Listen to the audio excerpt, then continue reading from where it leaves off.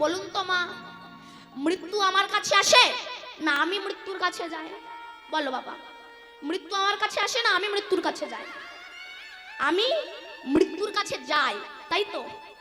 আমি যদি সকালবেলা উঠে খালি পেটে সুল্লু খাই, তা মৃত্যু আমার কাছে আসবে না আমি মৃত্যুর কাছে যাব?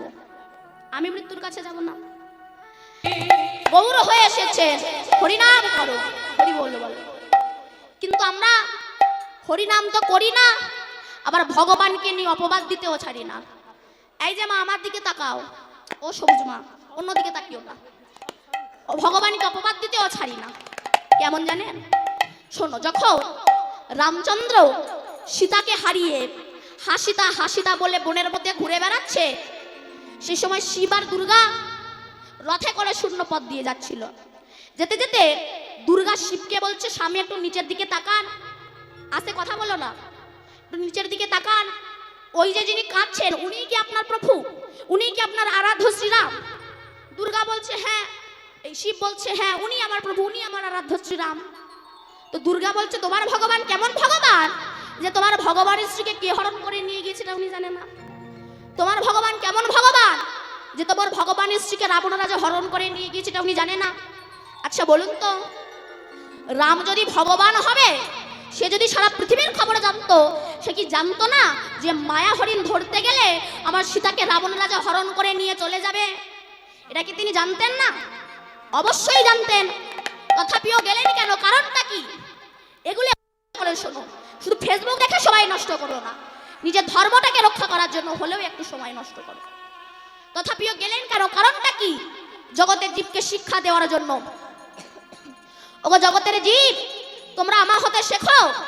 যদি কোনো পুরুষ তার স্ত্রীর অবৈধ দাবি পূরণ করতে যায়, তার পরিণতিটা ঠিক আমার মতো হয়। আর বলুন তো, মায়া হরিণ স্বর্ণ হরিণ কি কখনো ছুটতে পারে? ছুটতে পারে? রামচন্দ্র জানতেন না, সীতা জানতেন না, তথাপিও গেলেন কেন? এইবার যখন রাম গেলেন স্বর্ণ হরিণ ধরার জন্যে, রাবণ যখন আর রামের কণ্ঠ নকল করে লক্ষণকে ডাক দিয়েছিল, লক্ষণ, লক্ষণ জানতো না যে কে আমায় ডাকছে? জানতেন না, তথাপিও গেলেন কেন? কারণটা কি? ওই যে লক্ষণ গণ্ডিটা দিল। লক্ষণ গণ্ডিটা দিল কেন? বাড়ির গৃহবধূরা রাত বেরাত যেন অন্য জায়গায় না ছুটে যায়, তাই তো এই যে লক্ষণ গণ্ডিটা। এই লক্ষণটাকে বাড়ির গার্জেন গুলো হচ্ছে লক্ষণ।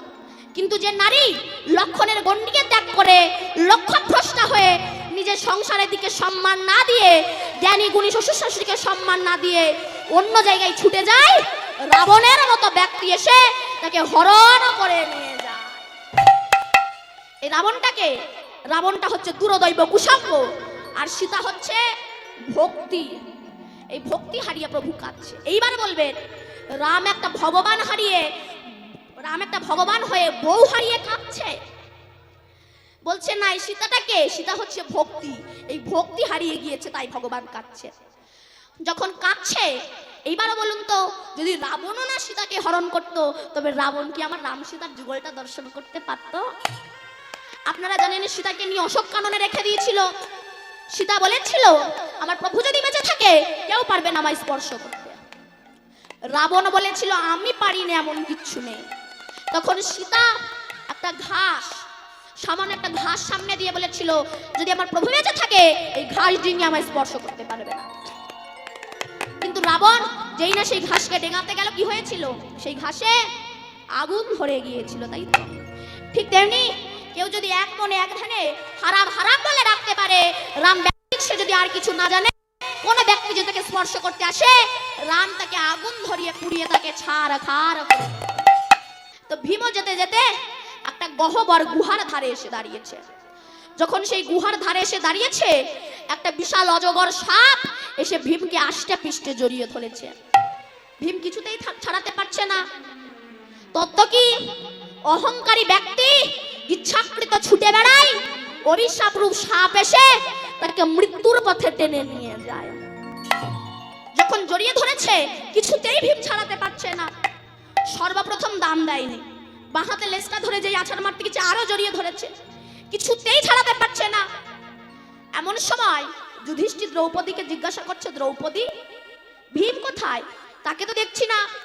দ্রৌপদী বলছে সে তো একটু আগেই একা একা বনের ভিতরে গিয়েছে। যুধিষ্ঠির বুঝতে পেরেছে আমার ভাইয়ের মনে হয় কোনো বিপদ হয়েছে। এই বলে বনের ভিতর দিয়ে যাচ্ছে, যেতে যেতে দেখেন এদিকে বাঘ মরা, ওদিকে হাতি মরা, সিংহ মরা। বুঝতে পেরেছে এই পথ ধরে আমার ভাই গিয়েছে। ব্যাস ওই পথ ধরে গিয়ে দেখছে একটা বিশাল অজগর সাপ ভীমকে আষ্টে পৃষ্ঠে জড়িয়ে ধরেছে। ভীম কিছুতেই ছাড়াতে পারছে না। যখন ছাড়াতে পারছে না তখন ভীম দু বাহু তুলে ডাক দিয়েছে, হে ভক্তের ভগবান, হে করুণার ভগবান, তুমি আমাকে রক্ষা করো। হে কৃষ্ণ করুণা সিন্ধু দীনবন্ধু জগৎপতে গোপীশ গোপিকা কান্ত রাধাকান্ত নমস্তে। হে ভক্তের ভগবান, তুমি আমায় রক্ষা করো। যেই না আকুল প্রাণে ডেকেছে, ভক্তের আকুল আহ্বানে ভগবান এসে দাঁড়িয়েছে। যখন ভগবান এসে দাঁড়িয়েছে, সেই সাপ ভীমকে ছেড়ে দিয়ে ছুটে গিয়ে গোবিন্দের চরণটা বক্ষে জড়িয়ে ধরেছে।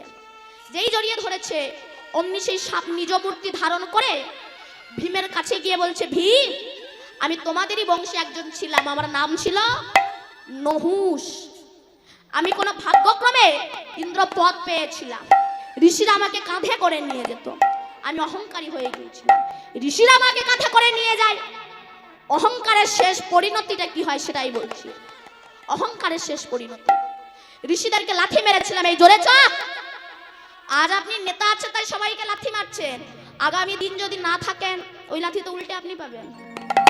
আজ নেতা আছেন তাই সবাইকে লাথি মারছেন, আগামী দিন ভোট না পেলে তো আপনার সামনে পেছন দুদিক থেকে লাথি মারবে। সে কথা কি একবারও ভেবেছেন? অথেব আমি লাথি মেরেছিলাম এই জোরে চাপ।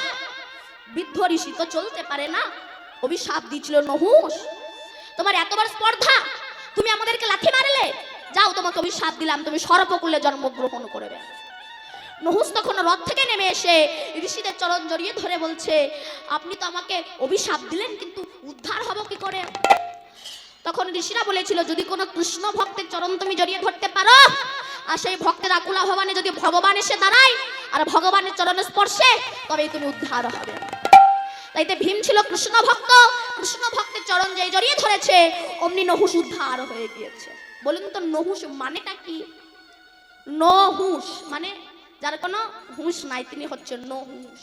তাই এদের জন্যই মহাপ্রভুর আশা সুরধ্বনি নদীর আলো করে এসেছেন, হরিনাম করছেন। তোমরা বিলম্ব করো না, তোমরা হরিনাম করো, গৌর হয়ে নদিয়া নবদ্বীপ। তাই বললেন, দেখো